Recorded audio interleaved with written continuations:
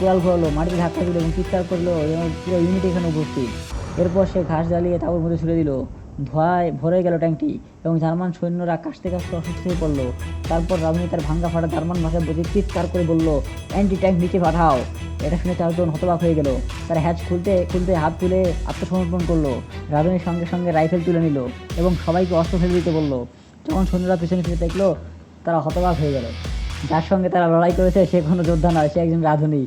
কিন্তু তখন অনেক দেরি হয়ে গেছে। রাঁধুনির মুখ দেখে তারা হেসে ফেললো। কিছু সময় পর যখন অন্যান্য সোভিয়েত সৈন্যরা ফিরে এলো এবং দূর থেকে ট্যাঙ্ক দেখলো, সবাই আতঙ্কিত হয়ে মাটিতে লুকিয়ে পড়লো এবং কিন্তু কমান্ডার দেখলো ট্যাঙ্কের পাশে সেই রাঁধুনি দাঁড়িয়ে আছে, হাতে রাইফেল, চিৎকার করছে, বাইরে আসো, খাবার প্রস্তুত। সবাই হতবাক হয়ে গেল। নিশ্চিত হয়ে যখন বুঝলো যে সে বন্দি নয়, তখন সবাই বাইরে এলো। পরে জানা গেল সে চারজন জার্মানকেও একটি গুলি ছাড়াই ধরেছে এবং ট্যাঙ্কও দখল করেছে। এটি কোনো কাল্পনিক গল্প নয়, বরং